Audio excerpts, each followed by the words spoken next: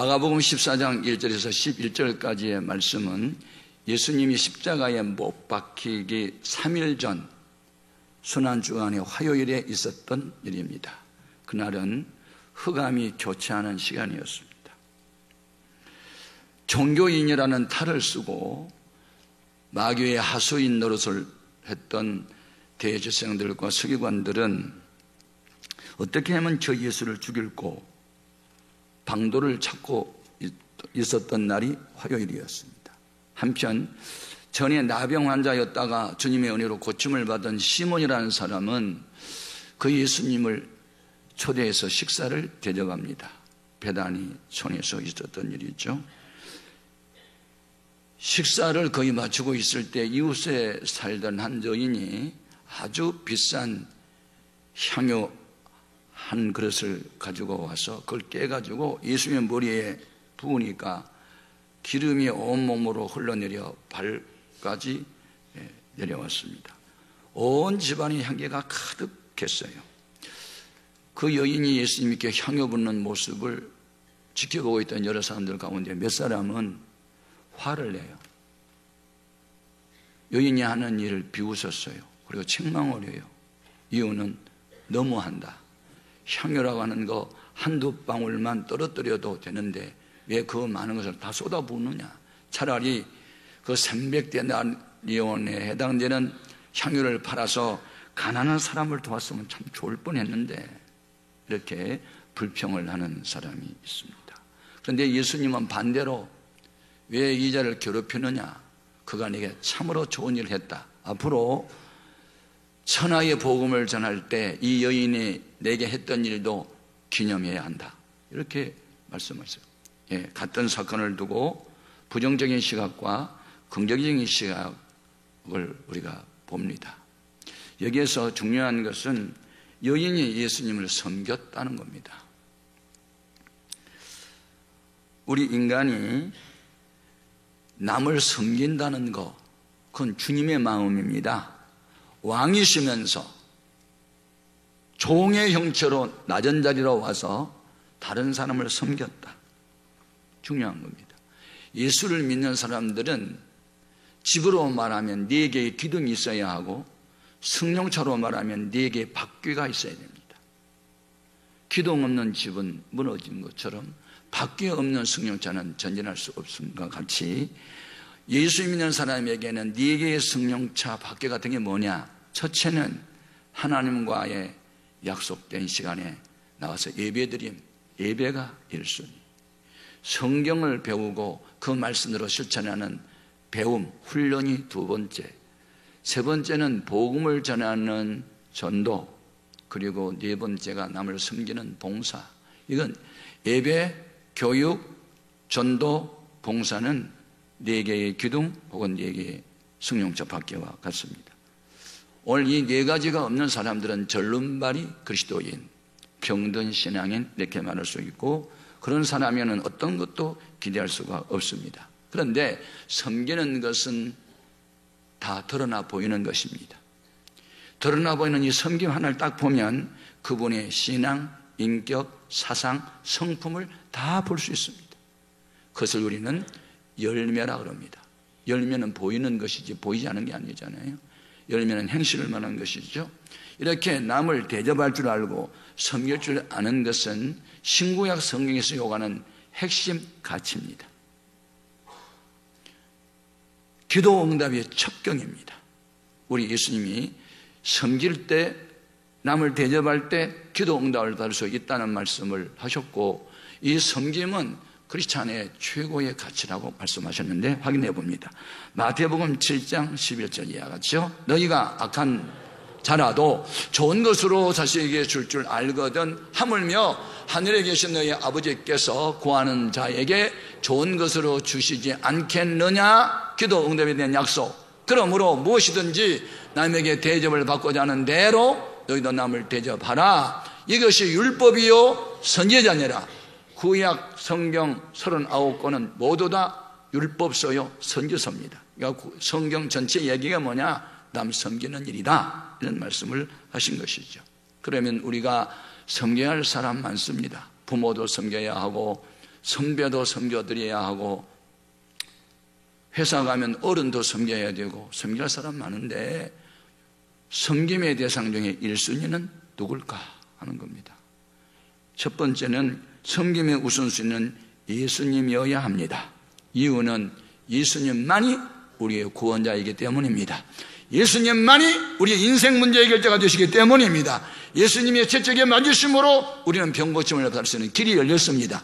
예수님이 가난하게 사신 공로 때문에 우리는 부유를 누릴 수 있는 특권을 얻게 됐고요. 주님이 십자가에서 흘린 보혈이 우리 죄를 사하고 사망 것에 이기게 하셨으니 우리의 구원자는 예수님밖에 없으므로 예수님을 섬김의 우선순위에 둬야 될 줄로 믿습니다. 섬기되 지극정성으로 섬겨야 합니다. 최고의 가치 있는 것으로 섬겨야 하는 것입니다. 그러면 이 시몬 집에서 예수님의 머리에 기름을, 향유를 쏟아부은 여인은 누구였을까요? 같은 사건을 기록하고 있는 요한복음 12장 3절에 보면 그는 바로 나사로의 누나였던 마리아였습니다. 확인해 봅니다. 마리아는 지극히 비싼 향유, 그 순전한 나드 한 근을 가져다가 예수의 발에 붓고 자기의 머리털로 그의 발을 닦으니 향유 냄새가 집에 가득하더라. 예. 마리아는 주님을 섬기되 최고 가치 있는 것으로 갑옷처럼 여겨온 그 진품 향유를 아낌없이 쏟아부음으로 주님을 섬겼습니다. 예. 그는 주님 섬김에서 기쁨을 얻었고 인생의 가치와 의미를 찾았고 주 안에서 그는 행복을 누렸습니다.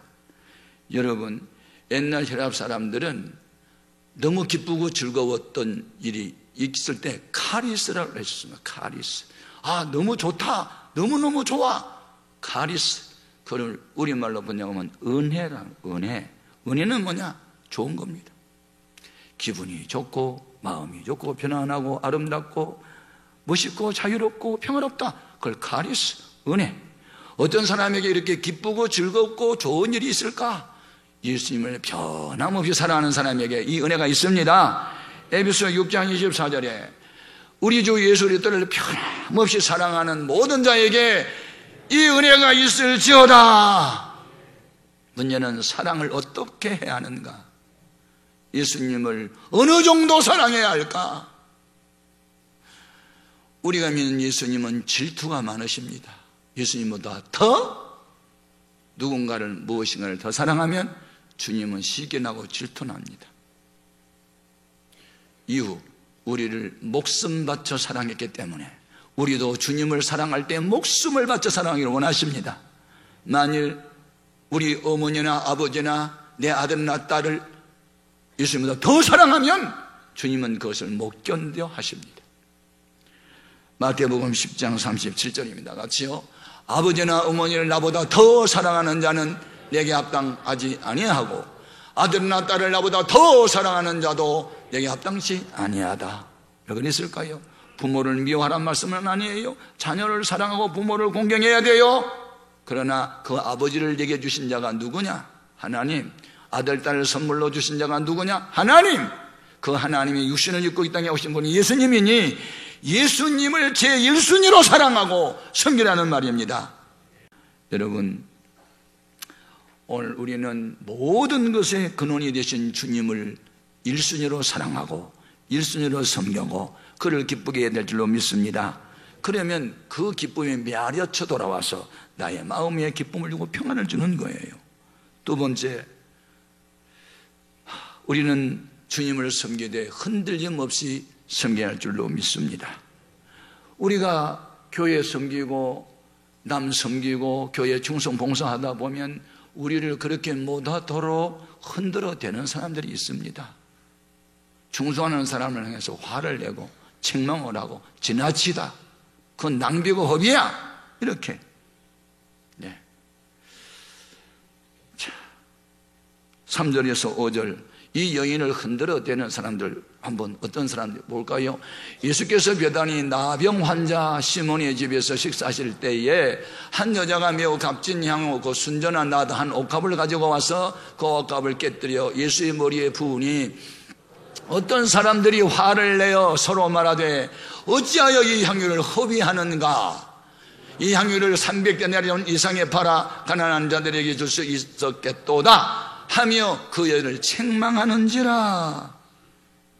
옛날에도 있었고 지금도 있습니다.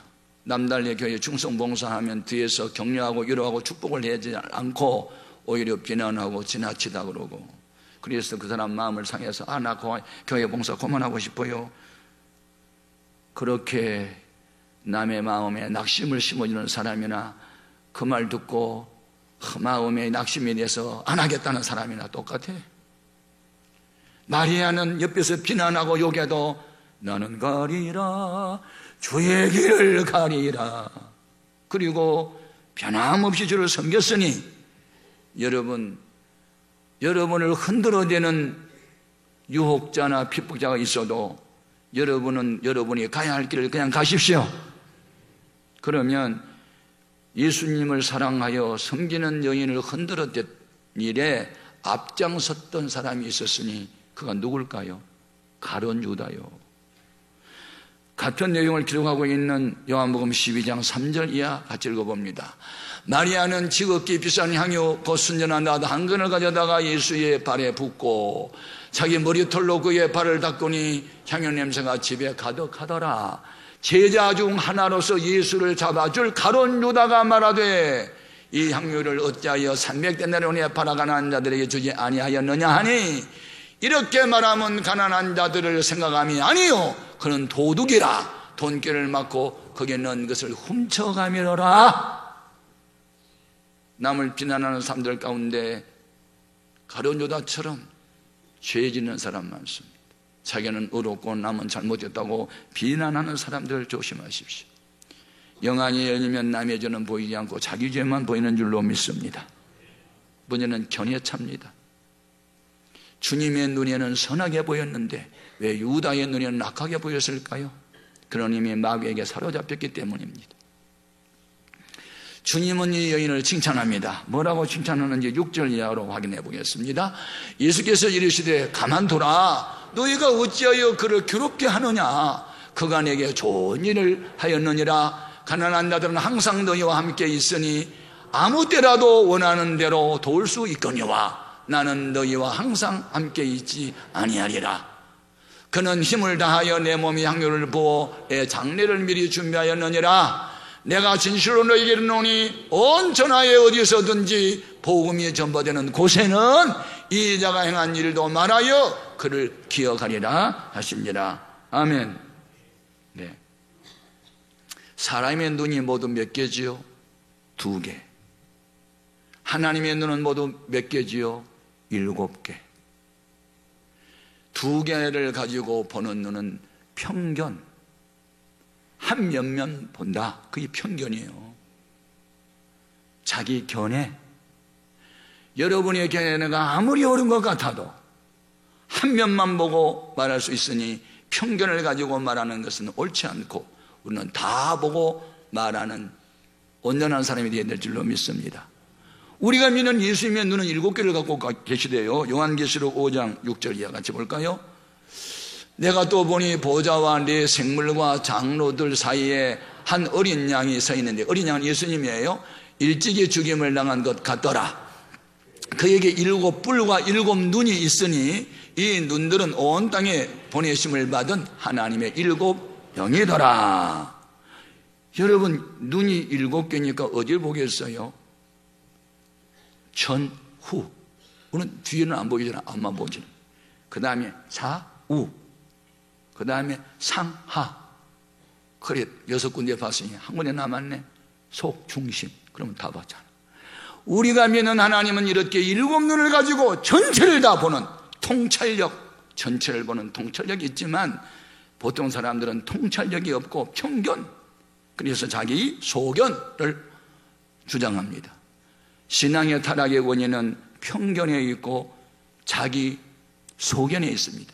사사기서를 읽어보면 사람들이 신앙 타락의 원인이 기록됐는데 자기 소견에 옳은 대로 말하고 행하더라. 여러분의 소견에 옳은 대로 살지 말고 우리는 하나님의 시각을 가지고 하나님의 심정을 가지고 하나님의 말씀대로 살아가는 것이 신앙생활인 줄로 믿습니다. 그러면 그때 당시에 마리아는 예수님의 몸에다가 향유를 부어드려서 섬겼는데, 오늘날 주님의 몸은 무엇입니까? 교회가 오늘날 주님의 몸이니 교회를 위해서 섬기는 것이 주님을 섬기는 일인 줄로 믿습니다. 에베소 1장 23절입니다. 교회는 그의 몸이니 만물 안에서 만물을 충만하게 하시는 자의 충만이니라. 교회는 그라는 대명사는 예수님의 몸입니다. 우리는 이 주님의 몸된 교회를 잘 섬겨야 될 줄로 믿습니다. 주님을 섬기는 일, 세 번째 교훈. 남을 섬김이 곧 주님 섬김임을 알아야 합니다. 남을 섬기되 어려움 당한 사람들을 섬기는 것은 곧 주님을 섬기는 일이라고 주님은 가르쳐 주었습니다. 예수님이 세상 종말에 임금님으로 다시 오십니다. 그때는 목자가 양과 염소를 구분한 것처럼 천국 갈 사람과 지옥 갈 사람을 구분하는데, 오른쪽에는 천국 들어갈 의인이고 왼쪽에는 지옥 갈 악한 사람인데, 오른쪽에 있는 사람을 양이라 했고 왼편에 있는 사람을 염소라고 했습니다. 그때 오른편에 있는 사람들을 주님께서 이렇게 말씀합니다. 내 아버지께 복을 받을 자들이여, 이변 천국에 들어갈 자들이여, 너희가 들어갈 자격을 얻은 것은 믿을 뿐만 아니라 남을 많이 섬겼다. 아니, 나를 섬겼다. 내가 배고파할 때 먹을 것을 줬고, 내가 감옥에 갇혔을 때 돌아봤고, 병들었을 때도 돌아봤느니라. 아닙니다. 우리는 주님한테 한 일이 없습니다. 아니야. 지극히 작은 형제에게 향한 것이 내게 향한 것이라고 가르쳐 주셨습니다. 마태복음 25장 35절 이하 같이요. 내가 줄을 때에 너희가 먹을 것을 주었고, 목마를 때에 마시게 하였고, 나그네 되었을 때에 영접하였고, 헐벗을 때에 옷을 입혔고, 병들었을 때에 돌아보았고, 옥에 갇혔을 때에 와서 보았느니라. 자, 40절 같이요. 임금이 대답하여 이르되 내가 진실로 너희에게 이르노니 너희가 여기 내 형제 중에 지극히 작은 자 하나에게 한 것이 곧 내게 한 것이니라 하시고. 아멘. 그렇습니다. 제 전도사 시절 결혼을 하고 북가야동 반자촌의 단칸방에서 삶을 시작했습니다. 경제적으로 너무 힘들고 어려웠습니다. 가난, 경험을 보지 않고는 얼마나 가난이 비참한 줄은 모릅니다. 제가 믿고 의지했던 분에게 도움을 청하러 갔는데 거절을 당했습니다. 너무 슬프고 너무 마음이 아팠습니다. 영하 12도 추운 날씨, 바람이 거세게 불어옵니다. 체감 온도는 20도 정도 느끼는 추운 겨울. 제가 길을 혼자 걸었습니다. 눈물이 쏟아졌습니다. 순교자의 길을 걸어갔던 주기철 목사님이 떠올랐습니다. 그리고 주기철 목사님이 부르셨던 영문 밖의 길이라는 복음성가 가사가 떠올랐습니다. 가사가 떠오르는 대로 신앙 고백처럼 울면서 길을 걸어갑니다. 또다시 말씀이 생각이 났어요. 너 기대했던 사람에게 도움을 청하러 갔다가 거절당한 기분이 어떠냐? 주님이 묻는 것 같았어요. 너무 슬프고 마음이 아파요. 그래, 앞으로 너에게도 누군가가 도움을 청할 때가 있을 거다. 그때 너는 거절하지 말아야지. 예, 저는 거절하지 않을게요. 나처럼 상처받게 하지 않을게요. 그리고 이제 울면서 길을 걸어갑니다. 말씀이 계속 생각났어요. 마태복음 5장 39절 이하입니다. 같이 한번 읽어볼래요? 나는 너희에게 이르노니 악한 자를 대적하지 말라. 누구든지 내 오른뺨을 치거든 왼편도 돌려대며 또 너를 고발하여 속옷을 가져오고자 하는 자에게 겉옷까지도 가지게 하며 또 누구든지 너로 억지로 오리를 가게 하거든 그 사람의 심리를 동행하고 네게 구하는 자에게 주며 내게 꾸고자 하는 자에게 거절하지 말라. 이 주의 음성을 내가 들어요. 길을 걸어가면서 여러분 성령을 모시고 난 이후부터는요, 시시때때로 말씀이 생각나게 하신 분은 성령님이세요. 앞으로 여러분 무슨 일을 만나도 말씀이 생각나시기를 바랍니다. 말씀은 남한테 전하지를 않고 말씀으로 자기가 새로워지지 않고 무슨 이상한 말을 하는 사람을 경계하셔야 됩니다. 뭐 가게에 흐르는 저주가 이 집안을 뭐 힘들게 한다든지, 뭐 낙태 수술을 한 죄 때문에 당신 병들었다든지, 그렇게 해서 사람을 불안하게 하는 것은 다 이단들이 하는 말입니다. 여러분, 예수님의 십자가의 보혈은 우리 가게에 흐르는 저주는 이미 다 끝나게 하셨습니다. 어떤 죄도, 어떤 살인죄도 간음죄도 예수 믿으면 용서해 줍니다. 사람들을 미워가는 사람들을 조심하십시오. 말씀이 생각. 그래서 제가 알았어요, 주님. 제가 주님이 하란 대로 하면 살게요. 그리고 이제 주님하고 대화를 하고 걸어가는데 기도 응답이 그렇게 신속하게 나타나는 거 처음 봤어. 갑자기 거지 하나 나타나가지고 배가 고프니까 도와달래요. 나는 기도 응답을 그렇게 즉석에서 빨리 받아보기는 생전 처음이에요. 이번에 너무너무 불쌍한 거야. 손이 새까맣고 코가 나오는데 코가 막 들락들락 날라 그러고, 아휴, 운동화는 터져가지고 다리는 절름거리고 불쌍한 생각이 들었어요. 하나님 어떻게 기도를 이렇게 빨리 응답하세요? 그 아이를 집으로 데려갔습니다. 복용을 시키고 라면하고 국수하고 섞어가지고 한 들통으로 끓여가지고 먹으라고 했더니 나더러 먹으란 말도 안 하고 저 혼자 먹는 거예요. 얼마나 맛있게 먹는데, 그 모습을 바라보는데 내가 눈물이 핑 도는 거예요. 먹고 행복하는 아이를 바라볼 때 내 마음이 왜 이렇게 기쁜지 모르겠어. 나는 그때 다시 음성을 들어요.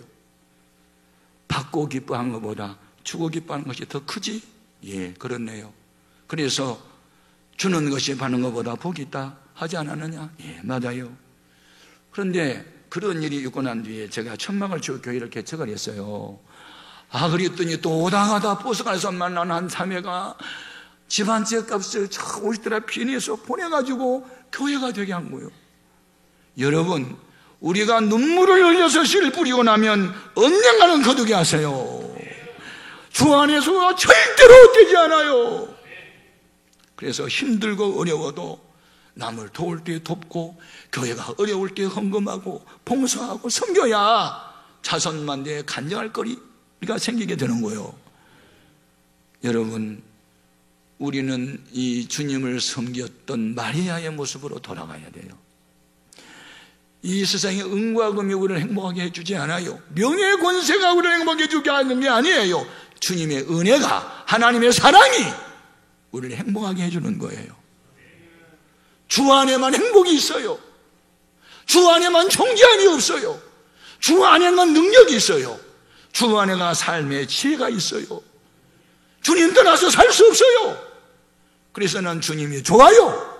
이런 신앙 고백을 하고 살아가야 주님이 동행을 하고, 주님과 동행을 해야 힘 있는 사람이 되고, 지혜로운 사람이 되고, 위대한 승리자가 되고, 주 안에 행복자가 되는 줄로 믿습니다.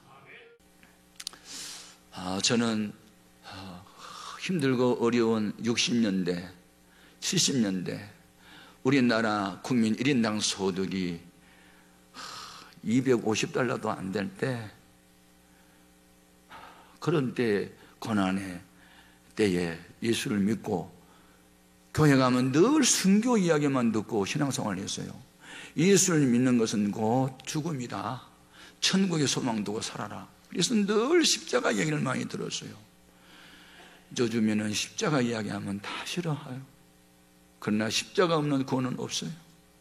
십자가 없는 복도 없고요.